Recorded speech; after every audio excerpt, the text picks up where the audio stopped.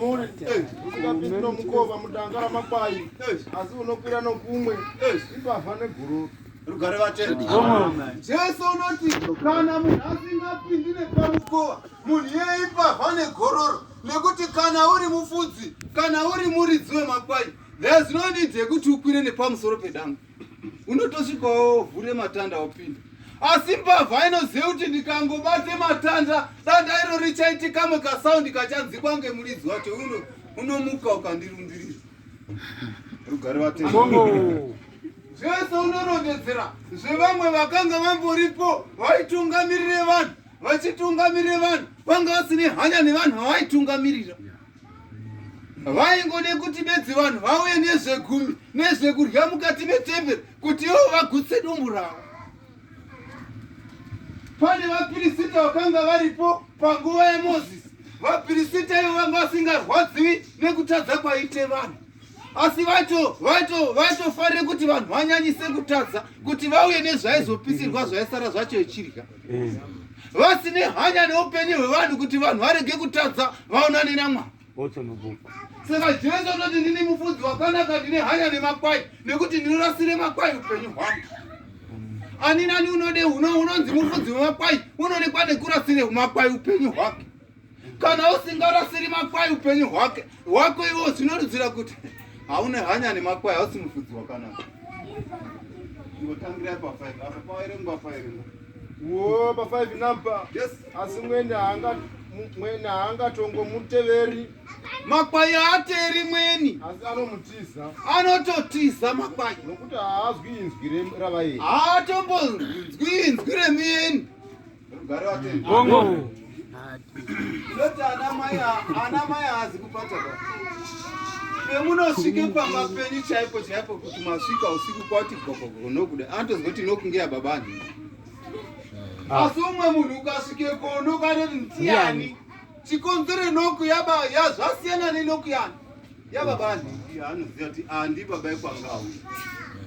Saka zviri kunzi makwai haateri mweni, anotere muridzi wavo nekuti anozive muridzi. Jesu Kristu ndiye muridzi. Hino unoziva here kana Kristu Jesu ouya, unoziva here noku kuti Jesu is noku?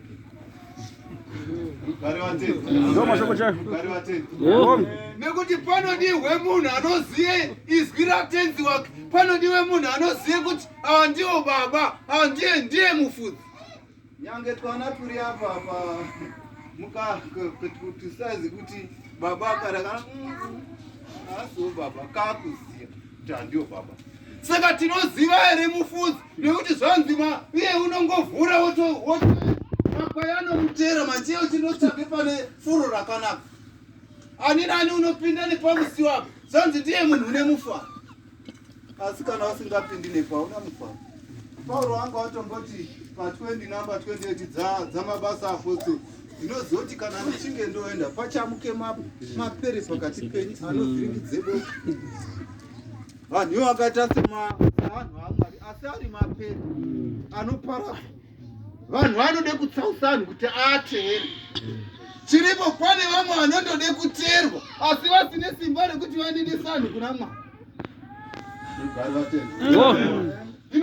Hamuvazwi here vamwe vachiti ndini ndakatumwa. Vanhu instead yekuti vatende kuna Jesu vakutende kune munhu vanoti ndini ndakatumwa. Bhaibheri shoko raMwari rinoti ndichazozivisa umwe ndichinyore mirayiro yangu mukati mehana yeumwe neumwe kubve kumukuru kusvike kumudoko. Vese vachandiziva, hapana uchazoudzwa umwe kuti ziva Mwari. Iwe woti ndini ndakatumwa kuzoitei?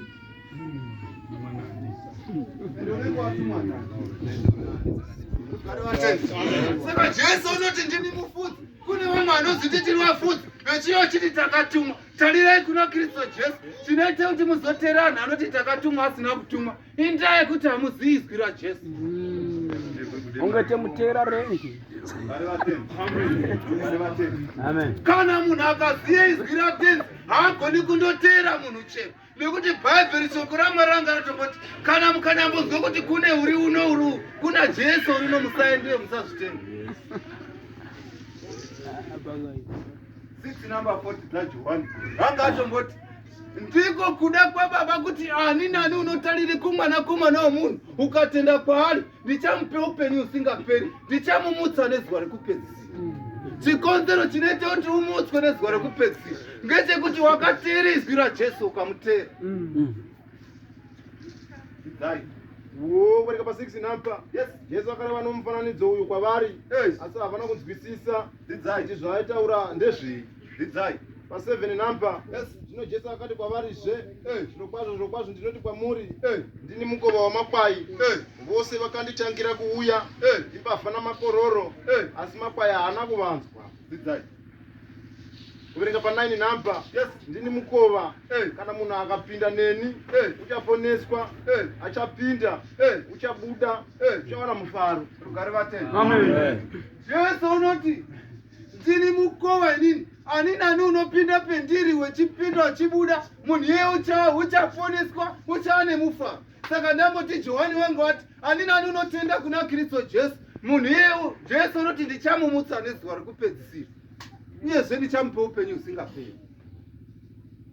Chikonzero unenge uchitenda, kana usingatendi muna Jesu hauna upenyu, wakafanana nechitunha. Rugare vatende. Rugare vatende. Nekuti Jesu ndiwe upenyu unoende mumunhu kana uchinge watenda kwaari.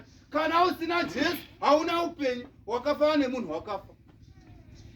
Ndosaka makanzwa rukapepe wakambope mufananidzo wemwanakomana mharadzi, kuti mwanakomana mharadzi wouya hazi babazi vakatoti ngatigamuchire mukomana nekuti waonekwa wakuraramazve, wanga wakafa wamupe. Pane vamwe vanenge akafa asi wechitoti bwai bwai vechipedze sadza mudzimbamo asi vakafa zvitunha havana Jesu. Saka kuti uve chiro chinonzi chine upenyu kunge wakatenga muna Jesu wava chiro chipenyu. Kana usina Jesu wakafa uri chitunha. Marimbiri waiti ide. Saka Jesu unoti kana mukasanditeera hamugoni kupinda nekubuda mine mufaro. Chikonzero hamusi kuteera inini.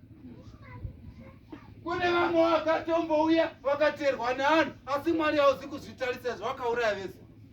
16 namba 16 dzaNumeri ana Dhatani neana Kora 35 vakatsause vanhu vakaenda nerimwe boka vati Mozisi aiwo unongotungamirira vanhu zvisina nemusoro sesi tode kutotungamirirawo isusu. Asi Mwari wakangoshamise nyika vakamedzwa vese. Ana Judhasi vakambotsausawo vamwe vanhu vaisvika 250,000 vechiti tiri vafudzi vechitungamire vanhu vakandora sevanhu. Rugare vatende. Rugare vatende. Saka kana mechipinda nekubuda muna Jesu muchava nemufaro, muchava neupenyu usingaperi, nekuti iye unoti garai mendiri neni ndigogare memuri. Kana muri muna Jesu zvinoti Jesu uri mukati menyu. Rugare vatende. Ino kana musina Jesu, imi muri muno mukati metemberi techiparidza zuva nezuva kuti tendai kuna Kristu Jesu mwanakomana waMwari. Imoshaiwa Jesu. Makabhabhatidzwa asi mvura haisi kusvike pamwiri penyu. Makapfekereni koti? Sungirwe chikweshe kwakubhabhatidze munhu.